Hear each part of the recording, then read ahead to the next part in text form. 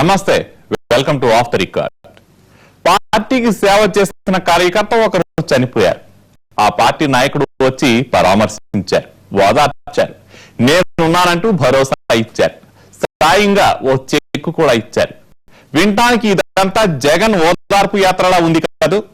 ఓదార్పే గాని జగన్ది కాదు. అచ్చం అలాంటిదే మరోటి మొదలైంది. స్టార్టింగ్ నుంచి ఎండింగ్ వరకు అంతా సేమ్ టు సేమ్.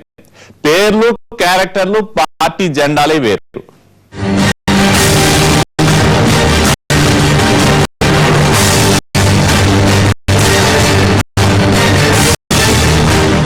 జగన్ ఓదార్పు యాత్రకు రాజకీయాలు ఉన్న ట్రాక్ రికార్డు వేరు.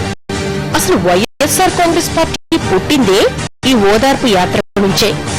అంతటి ఘన చరిత్ర ఉంది యాత్రకి. వైఎస్ అకాల మరణాన్ని తట్టుకోలేక చనిపోయిన వారికి అండగా నిలిచేందుకు ఆయన తనయుడు ఓదార్పు యాత్రకు శ్రీకారం చుట్టారు. విడతల వారిగా యాత్రను కొనసాగిస్తూనే ఉన్నారు.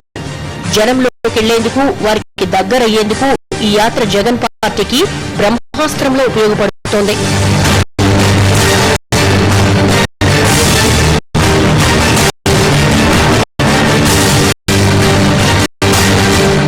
ఇదిలా ఉంటే ఇప్పుడు సేమ్ టు సేమ్ అలాంటి యాత్ర ఇంకోటి మొదలైంది. పేరు ఓదార్పు యాత్ర కాకపోయినా రంగు, రుచి, వాసన, రూపురేఖలన్నీ అలాగే ఉన్నాయన్న సెటైర్లు వినిపిస్తున్నాయి. ఇంతకీ ఆ యాత్ర ఎవరిదంటారా? టీడీపీ అధినేత చంద్రబాబు తనయుడు లోకేష్ ది. సంక్షేమ యాత్ర పేరుతో ఏపీలో ఆయన చక్కర్లు కొడుతున్నారు. ఇప్పుడు ప్రమాదాల్లో మృతి చెందిన కార్యకర్తల కుటుంబాలను ఓదార్చేందుకు సంక్షేమ యాత్ర పేరుతో ఈ కార్యక్రమాన్ని ప్రారంభించారు.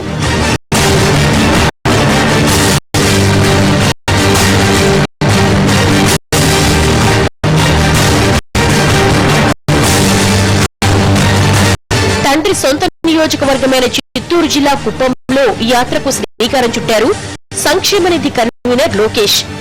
మృతి చెందిన కార్యకర్తల కుటుంబాలను పరామర్శించి బీమా చెక్కులు పంపిణీ చేశారు. 3 రోజుల పాటు చిత్తూరు, కడప, కర్నూలు, అనంతపురం జిల్లాల్లో ఈ యాత్ర జరగనుంది. ఆ తర్వాత మిగతా జిల్లాల్లోనూ ఈ యాత్రను ప్లాన్ చేయబోతున్నారట. లోకేష్ సంక్షేమ యాత్రలో సీన్లు చూస్తుంటే జగన్ ఓదార్పు యాత్ర గుర్తొస్తోందని అనుకుంటున్నారు జనం. ఆ పలకరింపులు, ఆ పరామర్శలు, ఆ ఓదార్పు అచ్చుగుద్దినట్లు అలాగే ఉన్నాయన్న కామెంట్స్ వినిపిస్తున్నాయి.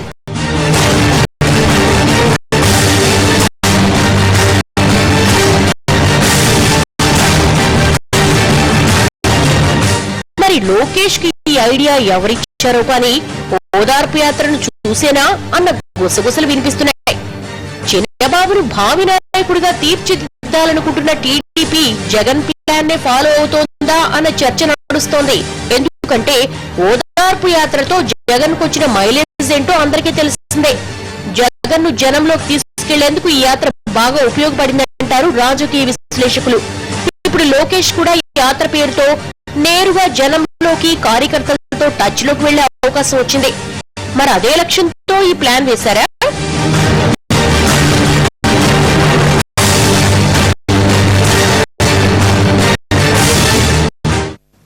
జనానికి ఏమైనా సమస్యలు వస్తే ముందుగా ప్రధాన ప్రతిపక్ష పార్టీలు గొంతెత్తాయి. ఆ తర్వాత చిన్న చితక పార్టీలు స్వరం కలుపుతుంటాయి. చాలా సందర్భాల్లో ఇలాగే జరుగుతుంటుంది. కానీ శేషాచలం ఎన్కౌంటర్ విషయంలో ఇటు ఏపీలో అటు తమిళనాడులో ప్రధాన ప్రతిపక్ష పార్టీలు సైలెంట్ గా ఉంటే చిన్న చితక పార్టీలే హడావుడి చేస్తున్నాయి. ఇదంతా దేనికోసం? ఈ ఆందోళన వెనుక ఎవరి హస్తం ఉంది? ఈ ఎపిసోడ్ పై సీక్రెట్ ఎంక్వైరీ చేస్తోంది ఏపీ సర్కార్.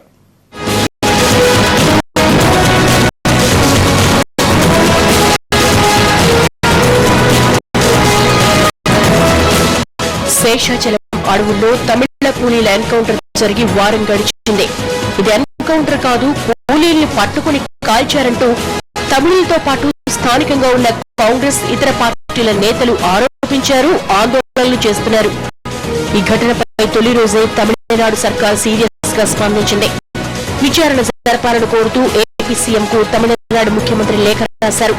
మరుసటి రోజు అన్నాడీఎంకే అధినేత్రి జయలలిత తమ పార్టీ తరపున మృతుల కుటుంబాలకు 2 లక్షల చొప్పున ఎక్స్గ్రేషియా ప్రకటించారు. ఆ తర్వాత తమిళనాడు అధికార పార్టీ నుంచి ఎలాంటి నిరసనలు లేవు.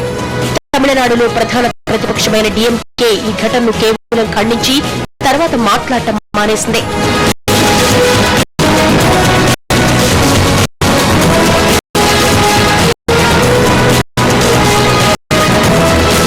తమిళనాడులో ప్రధాన పార్టీలు ఇలా సైలెంట్ గా ఉండిపోవడానికి కారణం ఉంది. ఎన్కౌంటర్లను విమర్శిస్తే ఏపీ ప్రభుత్వంతో పాటు తెలుగువారు ఎదురుదాడి చేస్తారనే భయంతో పాటు దేశంలో పరువు పలుచనవుతుందన్న కలవరం ఆ రెండు పార్టీలకు ఉంది. ముఖ్యంగా గత 10 ఏళ్లలో తమిళనాడులోని 5 జిల్లాలకు చెందిన వేల మంది ఎర్రచందనం కూలీలు అరెస్టు అయ్యారు. ఇప్పటికీ రాయలసీమ, నెల్లూరు, ప్రకాశం జైళ్లలో వేల మంది మగ్గుతున్నారు. వీరి ప్రస్తావన వస్తే దేశంలో తమిళుల పరువు గంగలో కలిసిపోతుందన్న భయంతోనే ఆ రెండు పార్టీలు మౌనంగా ఉన్నాయని సమాచారం. కానీ తమిళనాడులో ఎండీఎంకే నేత వైగోతో పాటు పీఎంకే లాంటి చిన్న చితక పార్టీలు సీన్లోకి వచ్చాయి.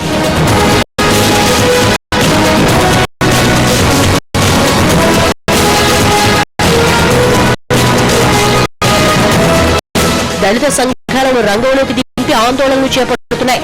ఒక్క తమిళనాడులోనే కాదు, ఏపీలో అలాంటి సీనే కనిపిస్తోంది. ఇక్కడ ప్రధాన ప్రతిపక్ష పార్టీ వైసీపీ ఎన్కౌంటర్ విషయంలో ప్రభుత్వంపై దూకుడుగా దాడి చేయలేదు.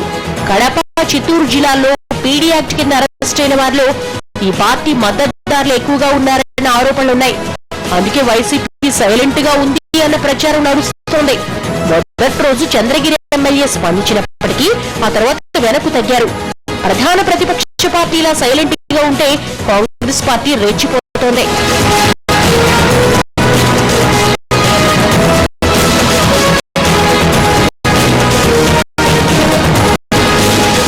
రాష్ట్రంలో పోయిన ఉనికి కోసం ప్రయత్నిస్తున్న కాంగ్రెస్ పార్టీకి ఎన్కౌంటర్ అంశం అస్త్రంలా దొరికింది. ఎన్కౌంటర్ పై విచారణ జరిపించాలంటూ మానవ హక్కుల సంఘంతో పాటు కేంద్రానికి ఏపీ పీసీసీ అధ్యక్షుడు ఉత్తరాలు రాశారు. ఇది బూటకపు ఎన్కౌంటర్ అని విమర్శలు చేశారు. స్థానిక కాంగ్రెస్ నాయకులు హడావుడి చేశారు.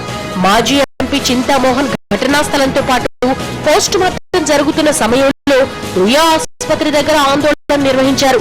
వైసీపీ కంటే తమకే ఎక్కువ మైలేజ్ వచ్చిందని కాంగ్రెస్ నేతలు సంబరపడిపోతున్నారు.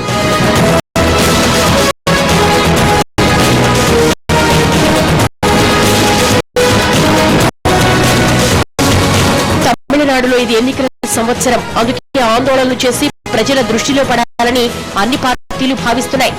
అనుకోవడంలో తప్పేమీ లేదు. అలాంటి అవకాశం వస్తే కరుణానిధి, విజయకాంత్ లాంటి టాప్ లీడర్లు ముందు వరుసలో ఉండడం కామన్.